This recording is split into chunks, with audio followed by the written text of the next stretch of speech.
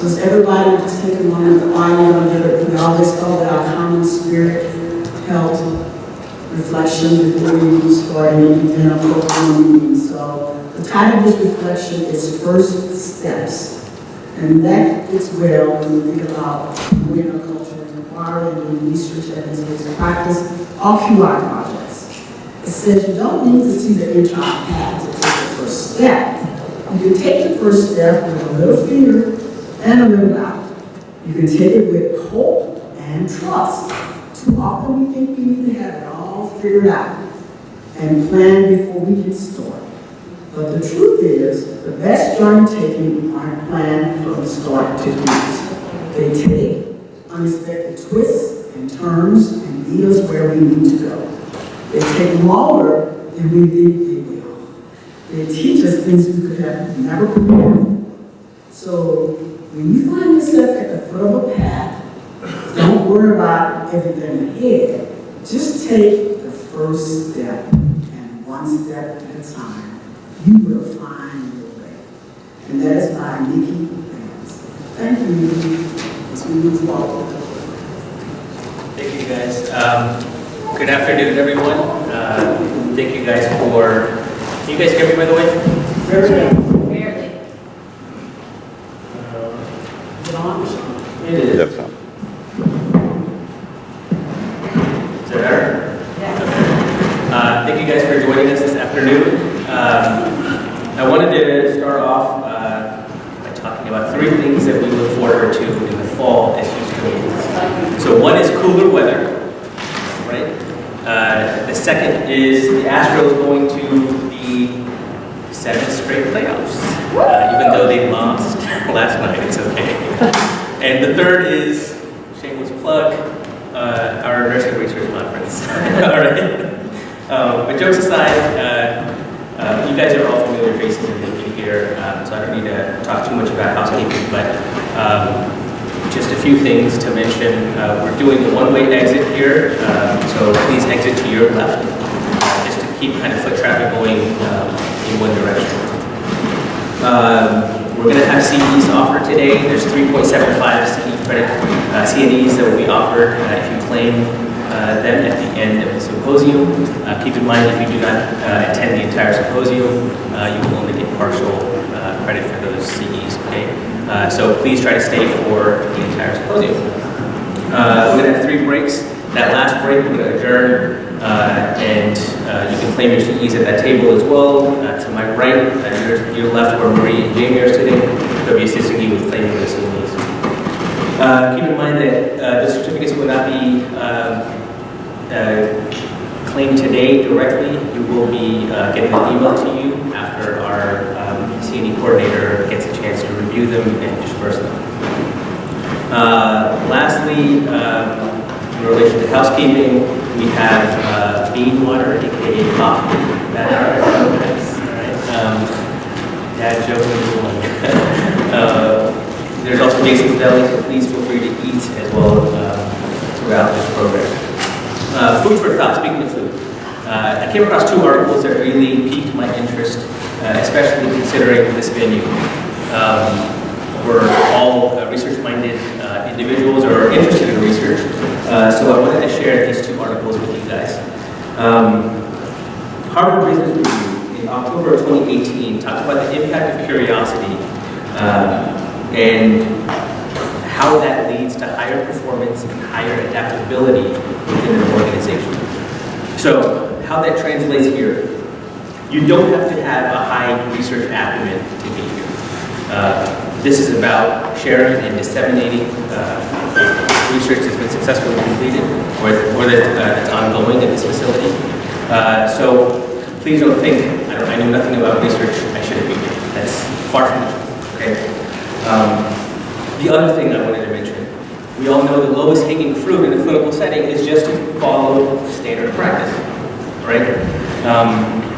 It's easy to just come to work, do your thing, follow the rules, and leave, right? But it takes another mind to think about what are our standards of practice and how they impact the overall clinical picture. Not only for our patients, but for our caregivers as well. So I want you guys to keep in mind that the impact of curiosity. because that is a derivative of a spirit of inquiry. And our keynote here today is going to talk a little bit more about why that spirit of inquiry is necessary as clinicians. We all went through the pandemic, right? That was a force majeure that was unavoidable for all of us, right? That's why we're sitting here on the other end of it. But with that came certain improvements for especially a flagship hospital like ours, in a system as large as ours, with Common Spirit. I don't know if you guys read the BSLMC newsletter, but the 500th robotic bypass heart surgery was completed at this facility. They do that without opening up your chest. That's pretty neat, right? 10 years ago, that wasn't even being considered as an option. If you needed bypass surgery, you'd be wide open on a table someplace. I want you guys to consider this as well. 6 months ago, even 7, we weren't even talking about AI, generative AI. Now we're in a space where novel generative AI is being talked about and its impact across every industry, including healthcare. So think about what's going to happen in 10 years, in 5 years, where we'll be dealing with nurses, we'll be talking to nurses that only have remote virtual nursing experience. We've incorporated a virtual integrated care program. We've got some representation here in the audience from those individuals who will be starting with that program. But those are all innovations, and with that comes research and questions that can be answered. So keep that. The second thing I wanted to mention, the second article that I wanted to mention that piqued my interest was this. The impact of curiosity translates to opportunity, whether you believe it or not. So in 2004, Google put out an advertisement on a billboard out near Silicon Valley, asking what the first 10 prime digits were in logarithm E. So for those who were curious, they went and answered that question online, and they were asked a second question. If they answered both questions correctly, Google gave them a call directly and asked them if they would like to join Google as part of their team. So my point in mentioning this story is this. Our hospitals, we are recruiting nurses on billboards asking, hey, answer these 2 questions and you can get an opportunity to work with us, right? But secondarily, the opportunities that you get in viewing the patient outcomes that you guys see lends itself to creating opportunities for research, answering questions that are unanswered, because a lot of healthcare is new to you guys. And you never know what curiosity can translate to opportunity. The last thing I'm going to talk about is an attitude of gratitude. So my team here,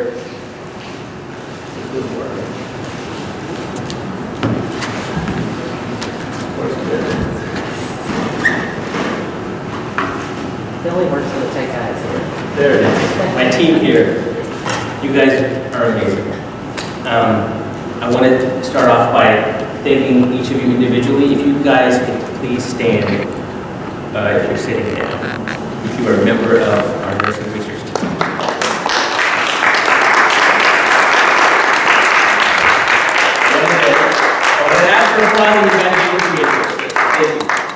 So these guys are an extension of the success of all the projects that you guys see here. There's 13 posters displayed, as well as 8 podium presentations that you guys will be witnessing today. That hard work is an extension of this committee. So thank you to my committee members for making this day possible and for making these projects possible as well. Lastly, a big Texas thank you to our keynote. Texas-sized thank you to our keynote. Dr. Kelly is here all the way from Arizona. They've got 22 of our, I think, 70 national parks, right? So they're overloaded with beautiful venues down in Arizona. The first time I actually got a chance to witness how Dr. Kelly gives her, how dynamic she is in giving her take on the impact of nursing research The first chance I got to do that was at the Common Spirit Health Research Institute Summit, and that was in March of this year. And it was a poignant and efficient way to describe, in a room full of physicians and research coordinators, the impact of nursing research and scholarly work within the field of nursing.